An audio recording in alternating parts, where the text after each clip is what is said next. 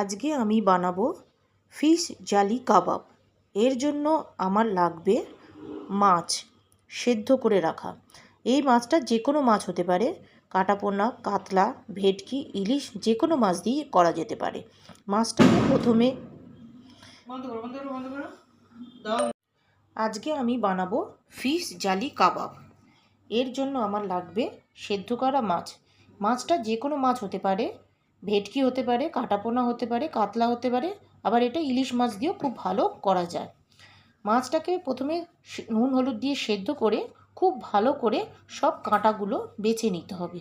আর লাগবে আলু সেদ্ধ, আর লাগবে কুচনো পেঁয়াজ, আদা কুচি, রসুন কুচি, পুদিনা পাতা কুচি, ধনে পাতা কুচি, আর কিছু শুকনো উপকরণ লাগবে, যেগুলো আমি ভিডিও করতে করতে আপনাদের সবাইকে বলে দেব।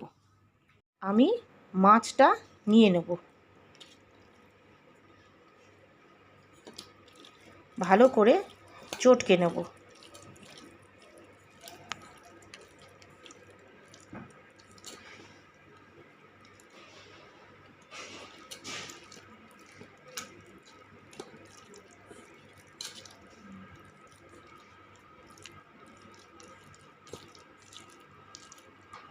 এবার এতে দেব আমি সেদ্ধ করা আলু।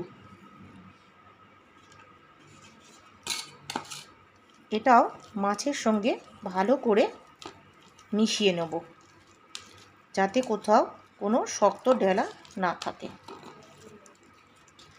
তাহলে কাবাবটা খেতে খুব সুন্দর লাগবে। এটা আমি একজন দুজনের জন্য করছি, তাই পরিমাণগুলো কম আছে। কেউ যদি বেশি জনের জন্য করেন, পরিমাণগুলো একটু বাড়িয়ে নেবেন। মাছটা আলুর সাথে ভালো করে মিশে গেছে। এবার দেব আমি খুব ফাইন করে কাটা পেঁয়াজ কুচি। এটা মোটামুটি একটা বড় পেঁয়াজ কাটা আছে।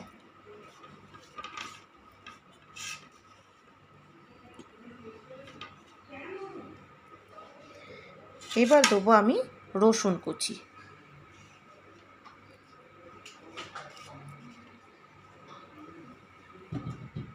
এবার দেব আমি আদা কুচি।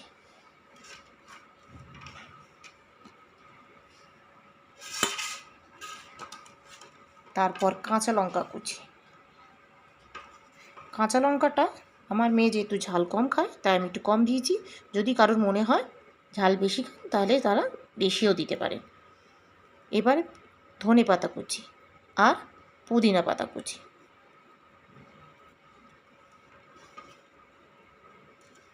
এগুলো খুব সুন্দর করে খোঁচাবেন, যাতে মুখে না পড়ে। এবার আমি এই সবগুলোকে খুব ভালো করে মেশাবো।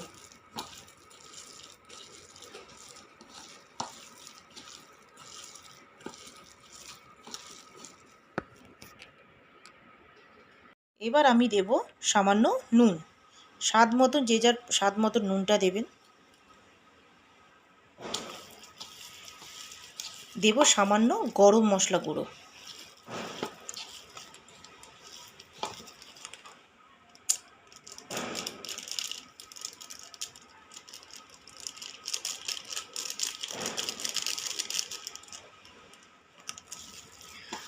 আর এই কাবাবটা যাতে ভালো করে গড়া যায়, তার জন্য দেব আমি 1 চামচের মতো ছাতু।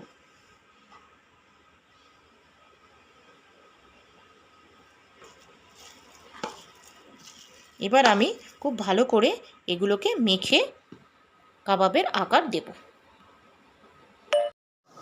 দেখো, আমার কাবাবগুলো এইভাবে আমি তৈরি করে নিয়েছি।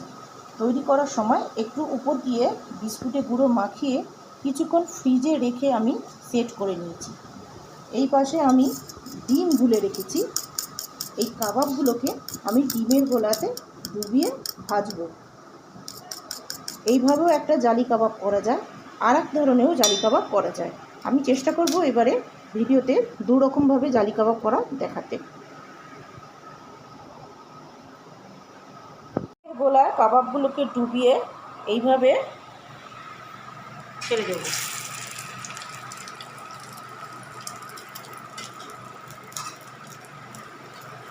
কাবাবগুলো ভেজে নেওয়ার পর এই রকম দেখতে হয়েছে। কেউ এইভাবেও খেতে পারেন, আবার অনেকে আমি আর একটা পদ্ধতি দেখাচ্ছি সেইভাবেও খেতে পারেন। এইভাবে জ্বালিয়ে করে নিয়ে তার উপরে ডিমের একটা জালি তৈরি করা হয় ছড়িয়ে ছড়িয়ে।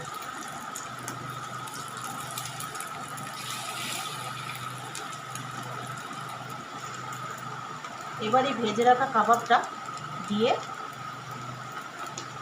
তার উপরে এটা কোট করে দিতে হবে।